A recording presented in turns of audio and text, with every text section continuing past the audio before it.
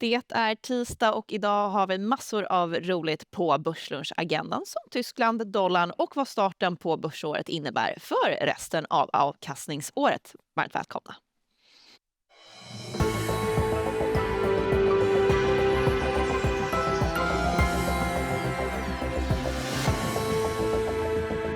Det är den 3 februari och Stockholmsbörsen stiger 0,5%. Idag säger vi välkomna till Danske Banks Molly Guggenheimer och Lannebos Erik Nilsson. Kul att ha er här. Väldigt kul att vara här. Tack så hemskt mycket. Metallras har ju återigen vänt till rus. AI-oron är som bortblåst för sekunden. Molly, hur ser du på det som sker just nu på de här väldigt tvära kasten? Ja, alltså det är otroligt stökigt på börsen. Så är det ju bara. Det som jag tycker är ändå positivt, dollarförsvagningen är ju fortfarande väldigt liksom isolerad till FX-marknaden. Det är inte så att det driver någon typ av stress på aktiemarknaden eller liksom obligationsmarknaden. Liksom långräntor, Erik, det är typ, de är helt oförändrade. Alltså, jag menar, det är ett ganska bra tecken. Och sen nämnde du också lite AI. Klart så här, in i rapportsäsongen var man väl lite orolig för att nya liksom, capex-prognoser eller liksom, höjda med AI-capex-utgifter liksom, som bolagen i USA guidar för skulle driva en ny sell-off. Men det har ju inte heller hänt. Så att, ja, börsen är ganska stryktålig och det går väl lite i linje med typ min generella börssyn att är man inte positiv i år så kommer man liksom aldrig vara det för att det är ett liksom, för bra setup för börsen i år. Och håller du med, Erik? Ja, jag gör väl det och finns väl en viss fara i det också att väldigt många säger samma sak, så det är väl det som är det största i så fall i negativa vågskålen. Men annars håller jag med om att rent makroekonomiskt så är det en väldigt bra line-up för 2026. Men om jag får flika in där att jag träffar ju mycket förvaltare och jag upplever att många har blivit ganska negativa faktiskt här efter jul. Så jag tycker inte att jag är så konsensus som du verkar tycka att det är. Ytterligare ett steg före. Ja, men det är många som klagar på att vinstestimaten är alldeles för höga. Det är många som klagar på att industrikonjunkturen i Europa inte riktigt har kommit igång. Och men jag tror vi ska avhandla det lite mer i programmet. Men det ser liksom lite bättre ut, tycker jag. Mm. Men för samtidigt, alltså om man bara tittar till börsen så är ju den upp nästan 6% redan i år. Vad talar det liksom för på helåret? Är det en passus till en liten specifik graf här som vi har förberett? Nej, men det finns ju ett visst mönster, framförallt för amerikanska aktier om man tittar på S&P 500. Men där finns det ju en sån här, det finns ju massa såna här sell in May and get away och så vidare. Men ibland så finns det ju vissa mönster som återupprepar sig. Tittar vi då på avkastningen för just januari för S&P 500 så brukar det vara en väldigt tydlig korrelation med hur året som helhet går. Och i grafen här så ser man ju då de orangea staplarna som är just hur avkastningen för S&P 500 gick i januari och sen så den röda staplarna är liksom hur det går för hela året. Och det som ni som tittare då kan bära med, det är liksom, ser de där orange och röda staplarna ut och gå åt samma håll? Ja, nästan alltid. Och det är så att i år då så har ju S&P haft en stark inledning, gick väl upp lite mer än 1,5% här för mig. Och då är ju, om det här mönstret återupprepar sig så är det en bra line-up för att hela året även ska gå bra. Och i genomsnitt har det gått upp, tror jag, någonstans 16%. Vill du tillägga någonting till ett bra börsår, Molly? Nej, men jag tror att jag känner inte till den här metoden, men det låter Nu är du ännu mer övertygad. Nu adderar ju det här till analys. Nej, men det är liksom så här, men lite så här att du har fiskala stimulanser i alla viktiga regioner. Det är Sverige, det är Tyskland, USA och inte lite liksom, utan ganska mycket liksom, stimulanser. Fed sänker räntan, volymer är på en låg nivå som du vet i bolagen, marginaler på generellt sett en hög nivå, operationell hävstång, en lagercykel som vänder. Det ser ju väldigt positivt ut. Men sen är det ju så här, och i negativa vågskålen kan det ta längre tid än vad man tror. Ja, kan finnas mer strukturella problem i Tyskland än vad vi tänker nu. Ja, är estimaten och värderingarna höga? Precis. Så det är, det är de också. Det funderar jag mycket på och jag tänker att vi ska återkomma till att prata om börsen kan fortsätta eller om vi tagit ut allting i förskott alldeles strax. Men vi ska gå till vår andra studio där Ellen står som ska ge oss lite nyheter idag. Ja, men tack för det. Och både Stockholmsbörsen och Eurostoxx 50 handlas på nya rekordnivåer. Men vi har också flera rapporter och rörelser att hålla koll på marknaden, vilket vi har en bild på. Alfa Laval kommer ner något efter en rapport som beskrivits som blandad av analytikerkåren. Men värt att komma ihåg då är att aktien kommer från rekordnivåer. Sen har vi också Boliden som stiger på en stark rapport, men kanske framför allt på stigande ädelmetallspriser. Vi har guld upp 6% och silver upp nära 10%. Sen har vi fertilitetsbolaget Vitrolife som sjunker på en svag rapport. Kinnevik, sjunkande substansvärde och sjunkande aktiekurs då. Och dessutom så fick vi besked om att kommunikationsdirektör Torun Lützén avgår efter mer än 20 år. Så nu behöver bolaget hitta både en ny vd och en ny ersättare då till Torun. Men tillbaka till er. Stort tack Ellen, och som sagt jag noterar också att Vitrolife faller ordentligt. Det är dåligt för min köprek som jag lämnade här för några månader sedan.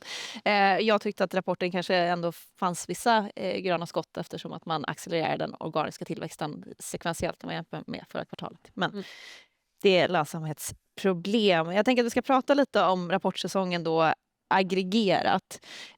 Molly, du har spanat lite där. Vad tycker du att vi ser och är du mer eller mindre positiv? Alltså, småbolag har varit lite sämre än vad jag trodde, ärligen. Men så här, generellt sett så kan man ju säga att sjukt nog så har bolagen slagit förväntansbilden lite på rörelseresultatet. Det tror jag var många, eller få som trodde när vi gick in i rapportsäsongen. Många var oroliga för ganska stora missar. Men sen är det ju ganska få bolag som driver det. Så att tittar man mer på medianen så kan man säga att det är mycket svagare. Och kollar man på mindre bolag så kan man säga att men det är typ direkt svagt. Jag tror man har missat ungefär med 3% på ebit.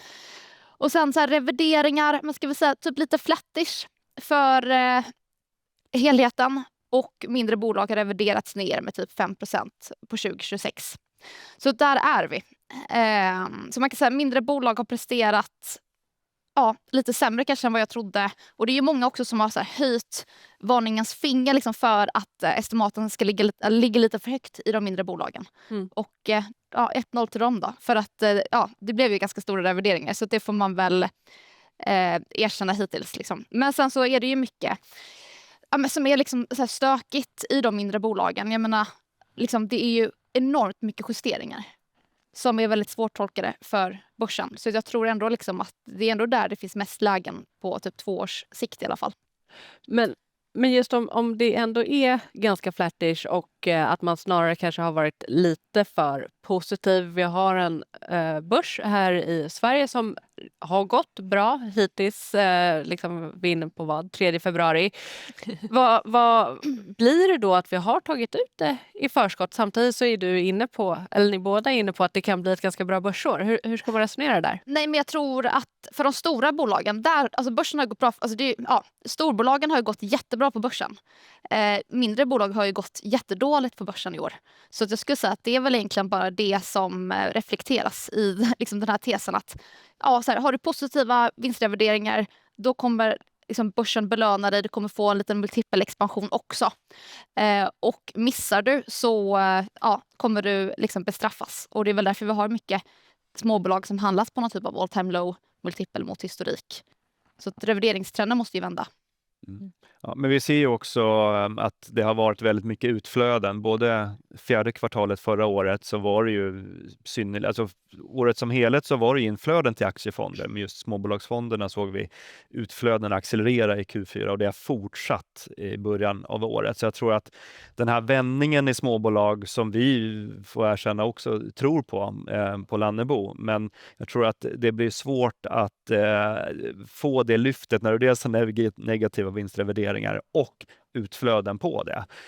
Men när de där, men det är ju också en möjlighet till en rejäl studs när det väl tar stopp då, de här utflödena. Och det ser man ju liksom att det har gått in i sista timmen liksom, med att det just är serieförvärvarna till exempel som har gått sjukt svagt hittills i år ner typ 15%, väldigt många. Och kollar du på själva vinstrevideringen för att återknyta lite till din fråga där, är kanske ner 2-3%. Så att resten är ju bara ren och skär multipelkontraktion. Så kan man argumentera för att multipeln var hög från början. Men jag tycker ändå det är ett tecken på det du nämner, liksom, att det är utflöden. Hur uthålliga ska vi vara då när det kommer till småbolagen? Vi försöker att undvika att prata om småbolagens återkomst, så att vi har gjort det ungefär alla år. Hela tiden. 2025. Att vi har bränt oss så många gånger. Men hur uthålliga måste vi vara när det kommer till de här bolagen? Nej, men jag tror så här, en grej som har förvånat mig lite under rapportsäsongen, det är marginaler. Och jag känns som att jag turnerat land och rika med tesen att, känner ni igen det? Ja, men då har jag verkligen turnerat. Ja, men att marginaler är höga men volymen är låg och att det liksom är helt sjukt. Det har liksom inte hänt förr. Men en grej som jag bara noterar här i Q4, en liten spaning, det är att alltså, småbolagens marginaler har missat för första gången på länge. Alltså att det är marginal som har missat medan topline faktiskt varit helt okej. Så det är lite av ett trendskifte. Och då kan man diskutera, vad beror det på? Snälltolkningen är att det beror på att volymer inte riktigt har vänt. Och i så fall så har jag ju inte direkt fel än i alla fall. Utan att det kommer. Och man kan ju se på orderingången att den har vänt. Så att vi vet ju att när det tricklar ner till att man börjar producera, då borde du få operationell hävstång och marginalen går upp. Och i det läget så behöver du inte vänta så länge på att småbolagen ska liksom börja performa. Men den andra tesen är ju att det är liksom prispress. Jag tycker så här, Hexpol var ett bra exempel. Alltså där pris och mix, Essity är ett annat, liksom, missar. Och liksom ingen analytiker har tänkt på det innan. Det kommer från ingenstans. Och i så fall så kommer det dröja längre innan småbolagen performar. Därför det betyder att volymer kanske vänder, du får en operationell hävstång, men att det liksom i andra vågskålen är liksom pris och mix som tynger, och då kanske inte marginalen ska upp så mycket. Jag tycker det är fascinerande, för vi pratade ändå efter det här med tullarna att vi skulle istället få ett pristryck, det skulle bli inflation och så vidare. Men det här verkar ju istället som deflation om ingenting annat. Men vem har sagt att det ska vara inflation? Alla våra gäster. Okej. Hittar jag på. Men ja. Erik, hur tänker du? Vad som talar för småbolagen då? Men jag tror att nu när det har varit så lång period, det är väl 4 år där de har släpat efter de stora bolagen, så är det seeing is believing. Alltså att man behöver se alltså, annars om det hade varit en kortvarigare dipp, då kanske man hade kunnat köpa på ren spekulation. Men riktigt det tålamodet har man inte nu, utan nu behöver man se i faktiska siffror att det börjar vända. Och för att det ska ske så tror jag att vi behöver se en definitivt bättre ljusning vad gäller konjunktur i Sverige och kanske ännu viktigare i Europa, för det är där den stora försäljningen för de svenska småbolagen är emot då. Så att det man ska analysera här, det är liksom, hur går det för Tyskland och de stora ekonomierna där? Och Tyskland har ju liksom målats ut som den sjuke mannen i europeisk ekonomi. Och det är den väl fortsatt delvis med en liksom strukturell omstöpning med bilindustrin som är rejält utmanad mot Kina och så. Men jag tycker ändå att det faktiskt finns en del gröna skott vad det gäller tysk konjunktur. Vilka är de? Jag har möjligtvis en bild som jag kan visa. Det är bra att det passar bilderna till dig själv. Ja. Om ingen annan gör det. Så gör det som jag tycker är intressant, att om man tittar på inköpschefsindex för Tyskland, men då har det inte tagit fart än så länge. Det är fortsatt utfall under 50. Så att där skulle man ju vilja att det tar fart. Men där som förvånar mig, det var hur stark då orderingången, alltså faktiska tal, och det här är volymsiffror vi tittar på, och då är det den inhemska orderingången som har studsat upp rejält för november. Och det är ju, vad ligger till grund för det då? Men det är stora orders, troligtvis gjort för i de här infrastruktursatsningarna som man klubbar igenom för nästan ett år sedan. Så att det är flygplan, det är tåg, en herrans massa vapen och ammunitioner också. Så att det är de delar. Jag tycker liksom att det är svårt att se det som negativt, att det börjar hända grejer. Även om då rensar man för stora orders och tittar man på alltså order från utlandet, så är det fortsatt lite halvtrist. Men det måste ju börja någonstans, och jag tycker att det där är ett bra första tecken. Det som jag också tycker är liksom som går i linje med det, att det börjar ta fart i Tyskland, det är ju byggkonjunkturen. Vi ser att bygglovsansökningar faktiskt börjar se ganska bra ut. Och bolag då som Systemair och Sender Group som har ju brutit räkenskapsår, men rapporterade för några veckor sedan. Hade båda väldigt starka rapporter med organisk tillväxt och mot just exponering mot Tyskland. Så att liksom du checkar alla de där boxarna som vi vill se då. Så där har du vändningen. Håller du med, Molly? Ja, men jag tycker kanske inte att det är så brett. Men jag är ju med på... Det är inte brett, ska jag säga, men det är gröna skott. Exakt, det vill säga gröna skott, precis. Liksom. Och då kan man ju alltid vända och vrida på det. Jag skulle säkert kunna nämna 5 tidsserier som är liksom lite sämre. Men så här, jag tror att det kommer bli bättre. Det är inte så svårt att... Alltså, det kommer ju också skjutas in väldigt mycket pengar i år i form av statliga investeringar. Alltså det kommer ju byggas enormt, alltså järnväg till exempel.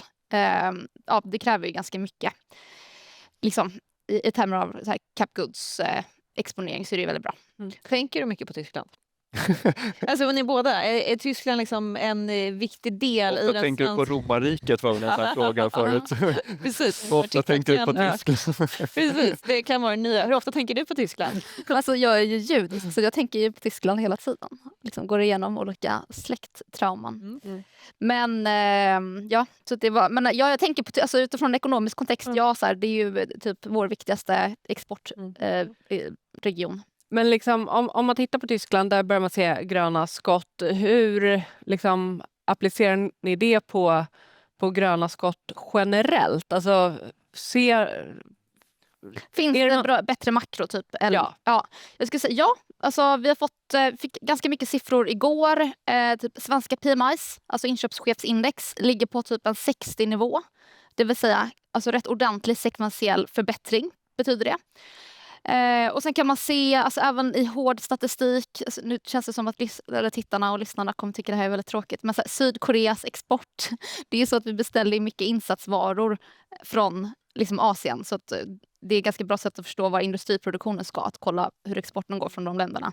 Och så här, upp rätt ordentligt både i USA och mot Europa. Och sen fick du ISM igår från USA, den skulle jag lägga betydligt mindre vikt vid. Det ser ut att vara en väldigt så här, felaktig siffra. Eller för bra för att vara sant. Även om man kan tänka sig att riktningen stämmer. Liksom. Det har blivit bättre och inte sämre. Så att jag tycker att det är liksom att makro pekar uppåt. Och generellt sett brukar börsen gå bra när saker och ting blir sekventiellt lite bättre i makrosiffrorna.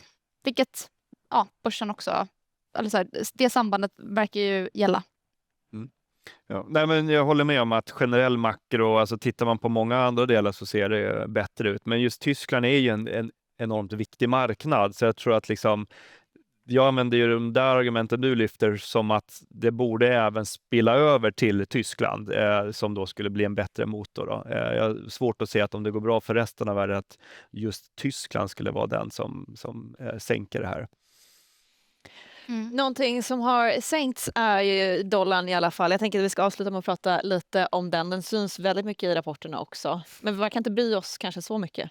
Alltså generellt sett så brukar ju inte precis, alltså man ska ju inte allokera efter liksom valutamedvind och valutamotvind. Det är bara att tänka så här, dollarn gick ner från och med typ februari förra året.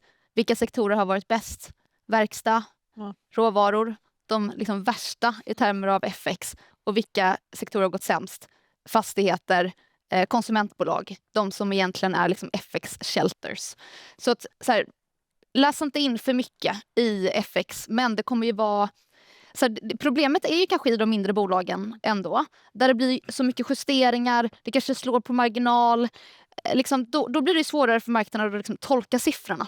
Men jag upplever att i de större bolagen så är de ju otroligt duktiga på att bara... Liksom i första meningen nämner den organiska tillväxten. Och så blir det liksom narrativet.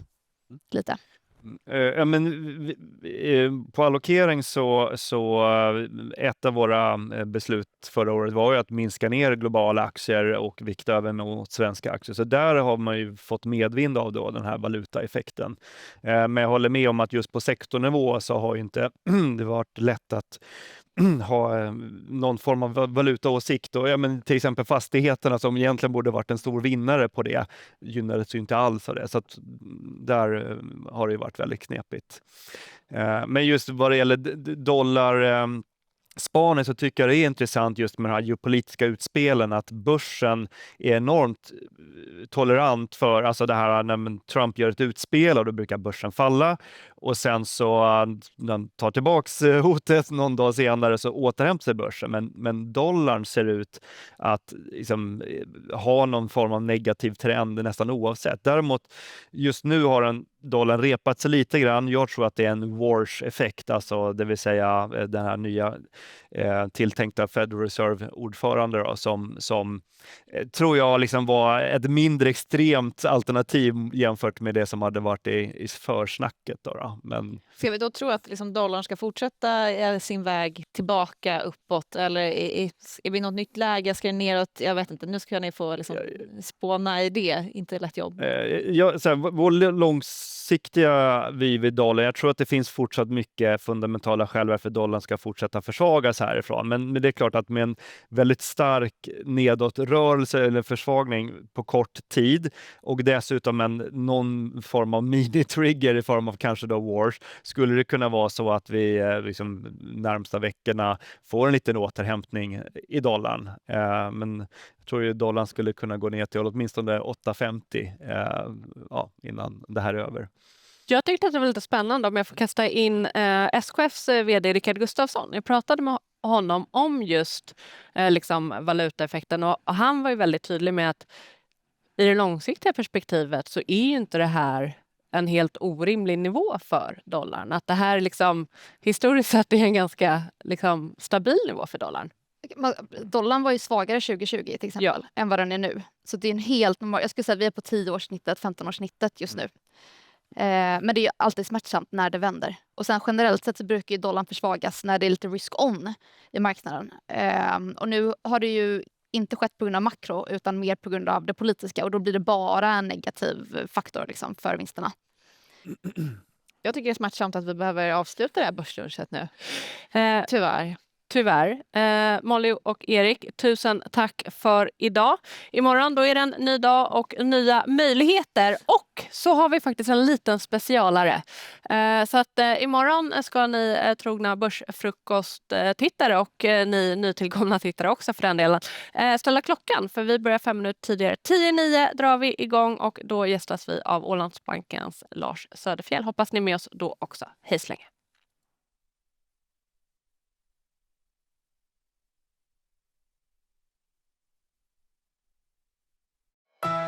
Det här var en produktion från EFN.